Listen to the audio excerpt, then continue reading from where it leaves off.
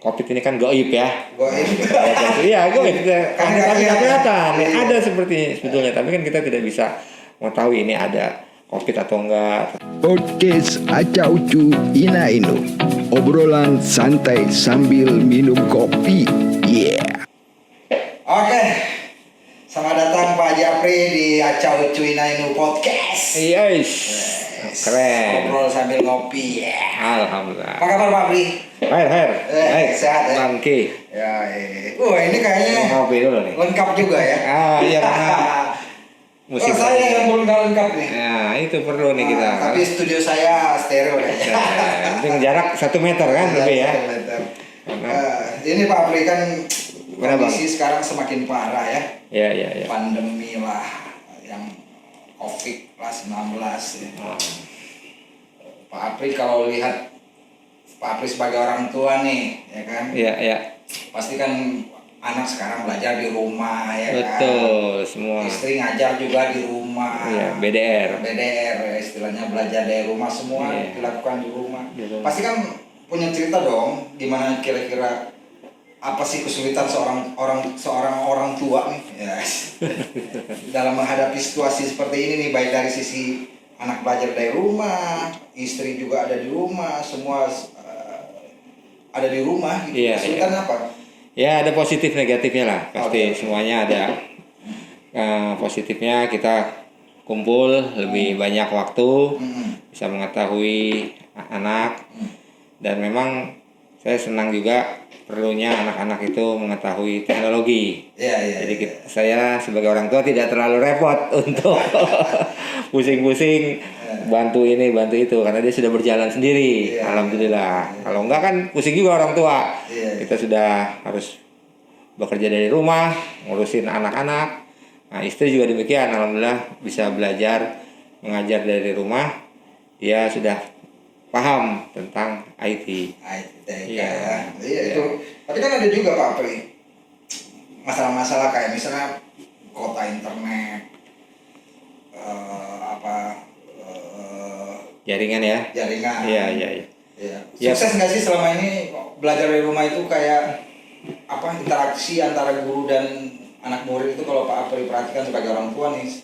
Ya untuk tatap muka kan penting dalam segi akhlak karena mengajar tidak hanya transfer ilmu kan, Pak Fikri ya. Jadi kita juga harus transfer karakter, akhlak, moral. Nah itu yang mungkin agak kurang karena lewat Zoom nih sekarang istilahnya ada kelas Google Class itu. Nah kadang-kadang kamera dimatikan. Nah itu guru untuk melihat anak itu supaya belajar apa enggak sih, terus mendengarkan apa melihat gitu ya. Jadi agak sulit untuk berinteraksi secara onsite ya. Apa namanya? Selama ini tatap muka ya. Iya, daring. Nah, itu apalagi pengalaman tetangga karena kita kan di perumahan. Tetangga nggak punya HP anaknya. Itu kasihan sampai minta, Pak, tolong dong kalau ada HP bekas atau HP rusak. Waduh, saya tersentuh itu. Jadi bagaimana caranya? Alhamdulillah saya punya grup, saya share ke grup. Nah, yang sosial lah ya. Ya, siapa yang punya HP bekas ini tolong untuk tetangga saya. Oh, alhamdulillah ada respon. Langsung kasih yang baru aja, jangan yang bekas. Waduh, saya kaget juga. Ada kayak gitu ya? Alhamdulillah ada. Nah ini kalau boleh saya sebutin namanya, alhamdulillah kemarin baru meninggal nih Pak Ustadz. Ustadz Ridwan Mukri. Dia suka ngisi di TVRI, Pak Bang Fikri. Asmaul Husna. Udah belikan aja, Masya Allah. Kaget. Terus dia tanya berapa harganya? Saya cari yang harga yang 1,5 di atas karena kan nanti memori katanya terpengaruh juga. Kalau terlalu murah memorinya kurang. Itu alhamdulillah pengalaman saya sebagai orang tua dengan anak-anak dan juga tetangga berpengaruh juga. Ada yang minta seperti itu. Saya terharu dan alhamdulillah beli, dia senang, dipotret, sudah menerima. Terus anaknya juga senang, saya bilang, ayo kamu rajin, ibadah juga yang bagus nih, yang ngasih Pak Ustadz nih, teman Pak Apri gitu. Alhamdulillah. Itulah. Itu jadi ada satu hal yang mungkin kita ambil dari sisi positifnya juga ya. Positifnya ada. Jadi ada yang positif, ada yang negatif ya. Artinya kalau yang positif mungkin tingkat kepedulian manusia terhadap sesamanya mungkin ada gitu. Ya, Nah, mungkin selama ini ada jarak ya, ada jarak. Karena semua berjalan dengan kerja oke, penghasilan, tapi kan kasihan juga orang-orang yang tidak punya penghasilan ya kan. Iya, betul. Terus Pak Apri, yang kalau kita bicara lagi dari sisi belajar dari rumah tadi itu, itu kan itu salah satu kasus ya kan. Kasus ya, ternyata perlu alat lagi kan, dari kota, terus harus ada medianya ini. Gimana tuh kira-kira, apa sih interaksinya seperti apa, pernah nggak Pak Apri lihat itu Pak Apri? Ya sebetulnya seperti karena istri ngajar IPS ya sama PKN, ya, jadi dia hanya bercerita, terus absen dan minta diaktifkan kameranya. Nah itu kadang-kadang anak-anak nggak tahu belum siap atau apa, suka belum aktif kameranya. Itu saya kasihan juga, itu tolong itu nyalakan kameranya. Nah itu kalau mengenai pembelajarannya, alhamdulillah bagus, anak-anak senang karena cerita dan juga diputarkan beberapa video oleh guru. Ngajar kelas berapa Pak Apri? Kelas 6 SD ya. Jadi di situ untuk persiapan ujian akhir, sekarang juga sedang PTS ya, penilaian tengah semester. Nah itu iya ya, udah lumayan berapa bulan ya anak sekolah ya? Sudah ya, alhamdulillah. Jadi anak-anak senang, bisa masih tetap belajar, masih aktif lah. Itu yang saya rasakan dari anak-anak semua. Ada 28 anak itu semua hadir, bahkan ada yang di luar pulau. Maksudnya dia pulang kampung? Iya, karena pandemi ini dia pas pulang, terus untuk balik lagi agak sulit, dan juga karena sekolahnya masih dari rumah ya, belajar di rumah, dia masih di sana. Cuman kendalanya paling jaringan, tapi alhamdulillah selama ini cukup bagus lah, 90% saya kira bagus. Kalau cara pemakaian kota sebulan misalnya, kalau biasanya kita kan 1 bulan itu langganan misalnya, betul. 30 hari ya, misalnya cuma 50.000, 60.000. Sekarang sejak belajar dari rumah ini ada peningkatan, atau Pak Apri di rumah pakai apa Pak? Saya IndiHome apa pakai IndiHome ya. Jadi ya biasalah tuh. Cuman kemarin ada kendala sedikit, begitu 3-tiganya aktif, 2 agak tersendat. Zoom-nya itu. Di Zoom aja itu. Kalau yang lainnya sih bagus. Zoom. Pada teriak-teriak anak, kok begini. Karena media audio visualnya kali ya. Jadi mengirim gambar kan lebih berat daripada mengirim suara ya kan. Jadi agak tersendat, cuman hari kemarin aja tuh, hari Selasa. Selama ini sih bagus-bagus saja, alhamdulillah. Dan anak-anak juga senang karena cuma sebentar udah banyak. Tapi sisi negatifnya Pak Apri dari pandemi ini apa? Yang ya terutama di lingkungan sekitar lah, dekat rumah lah. Ya negatifnya kita tadi terlalu khawatir. Kalau terlalu melihat berita, banyak nonton berita, mendengar berita, jadi kekhawatiran kita tinggi. Nah imun kita jadi turun. Itu yang bahaya. Saya sebagai orang tua kan aktif di RW, di RT, begitu ketemu orang udah marahin, wah ganti baju cuci, mandi. Wah, jadi itu negatifnya, jadi terlalu khawatir dan berlebihan. Nah, padahal kan ada istilah iman adalah imun yang terbaik. Wah, iman adalah imun yang terbaik. Jadi kita iman, berusaha dengan seperti ini ya kan, jaga face, pakai masker, jaga jarak. Ya protokol kesehatan lah ya. Nah, itu protokol kesehatan. Cuman anak-anak kan takut gitu ya kan, makanya masuk ke rumah ini karena di tempat kami udah banyak tuh, Pak Fikri. Apa tuh? Yang terkena udah dijemput istilahnya pakai ambulan. Itu beda RW 1 sama beda komplek satu keluarga. Nah, itu jadi mengkhawatirkan keluarga saya di rumah. Akhir-akhir ini aja, kalau kemarin-kemarin kita aman ya? Ya, alhamdulillah. Karena new normal, dibuka lagi akses bekerja segala macem, orang keluar masuk. Tapi biasanya kan kayak di kompleks saya tuh Pak Apri. Ya. Komplek perumahan saya jadi masih aktif sih masyarakat ya, masyarakat RT itu. Jadi kalau kita mau masuk daerah perumahan itu, jadi ada sekelompok pemuda yang mungkin di sukarelawan lah ya, yang ditunjuk Pak RT lah mungkin itu. Terus Untuk- mereka kalau masuk rumah kita disemprot dulu disinfektan gitu. Jadi petugasnya, petugas. Oh, Jadi, bagus ya. Mereka tuh 24 jam kerjanya. Oh, Jadi mungkin pakai bergantian, CPA. ya. Saya nggak tahu biayanya seperti apa. Bagus. Tapi memang kita sih bayar iuran. Jadi kalau kita mau nyumbang tenaga, mau nyumbang jadi di tempat pabrik gimana? Itu satu pintu karena ya. Masuknya satu pintu. Bukan, iya memang kami banyak pintu sebenarnya. Cuma Tapi akses ditutup. akses jadi itu. satu pintu. Yang waktu awal-awal kami begitu, tapi sekarang sudah terbuka. Jadi agak sulit. Dulu dari kepala desa udah menyiapkan juga Portal disinfektan yang otomatis. Gitu. Lewat mobil atau motor keluar sendiri. Nah, sekarang udah enggak, makanya tuh tadi anak-anak di rumah. Nah, itu sisi negatifnya terlalu khawatir istri sama anak, wah harus ketat itu lihat tetangga gitu, waduh. Jadi bisa kalau nggak sabar-sabar bisa bentrok juga rame. Tapi kan tadi untuk kesehatan kita, semua ya COVID ini kan goib ya. Goib. Iya goib. Kan Kami nggak kelihatan kelihatan. ada seperti sebetulnya, tapi kan kita tidak bisa mengetahui ini ada COVID atau enggak, tetangga kita COVID tadi ini dari sini kan nggak ada, jadi goib. Nah kita hikmahnya lagi ya positifnya kita belajar yang goib. Kita juga dalam agama kan ada yang goib yaitu pahala dan dosa. Itu juga goib Bang Fikri. Nah, itu jadi sudah diajarkan ada hikmah-hikmahnya dari yang goib itu. Saya ada istilah ini lagi ya, bahwa kita ini sekarang dari bulan Februari akhir sampai sekarang ini melewati ranjau-ranjau. Radang ranjau COVID. Iya, kita masih alhamdulillah masih lolos ke lubang jarum itu ya kan. Sulit.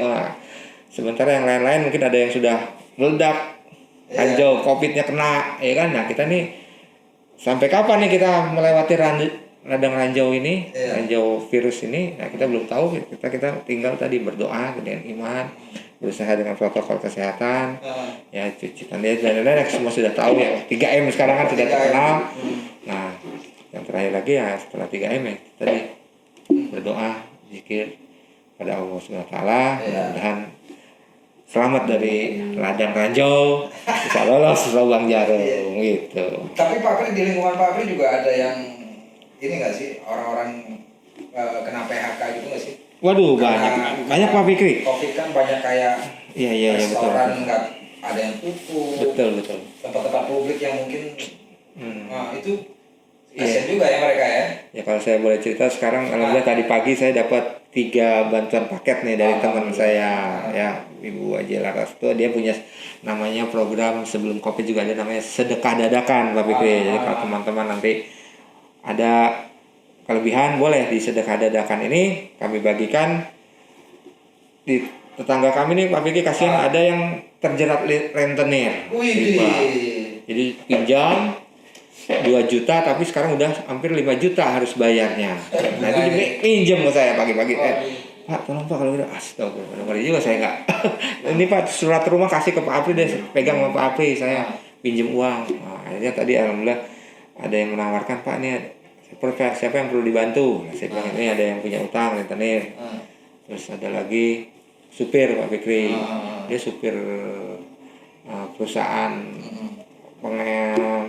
pengadaan supplier ini bahan-bahan baja untuk proyek. Nah ini sekarang pesanan berkurang. Akhirnya berhenti udah 4 bulan atau 3 bulan tidak dibayar. Karena tidak ada. Ya kerja bangunan berhenti lah ya. Berhenti. Nah dia berhenti. Dia ngobrol lagi saya gimana Pak Pri pinjam saya mau nyari-nyari kerjaan lagi perlu dana. Nah, jadi tempat saya itu seperti itu banyak nih daerah disebutin.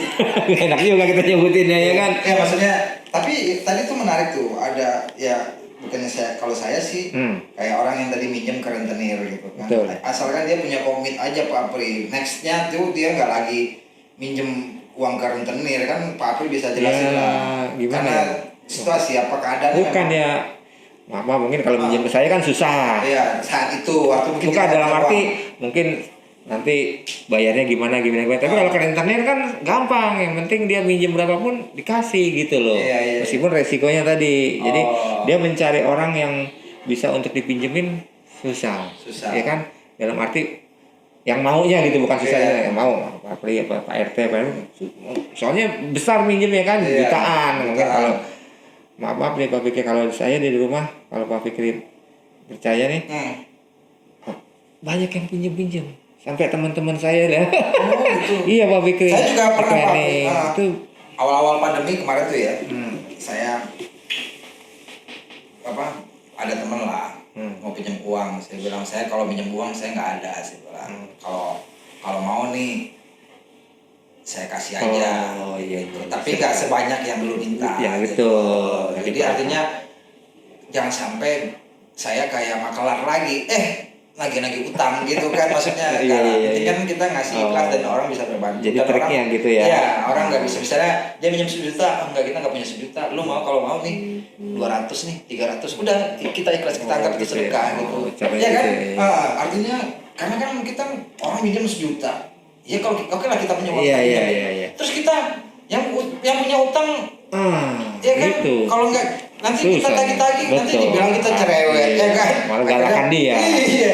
Betul. Orang kayak nggak percaya aja kan gitu. Jadi triknya gitu ya. Ya kalau saya sih triknya kayak gitu. Jadi kalau saya sih lebih baik saya ngasih. Misalnya oke, dia minjem 1 juta nggak ada 1 juta. Lu kalau mau nih 300, lu nggak usah mikirin kapan bayarnya. Ya kalau lu punya duit, lu bayar. Kalau enggak juga nggak apa-apa, gitu ya kan? Iya. Jadi kita sama-sama nothing tulus gitu. Kalau yang minjemnya cuma 100-200, kita kasih. kasih apa pinjemin nih? Kasih aja.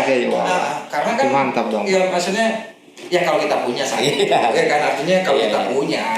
Tapi kan tadi konsepnya tolong menolong tadi. Iya, di dalam masa pandemi ini memang peduli kan. Tapi ada juga nih Pak Pri kayak kasus-kasus yang ada nih di lingkungan kita lah ya.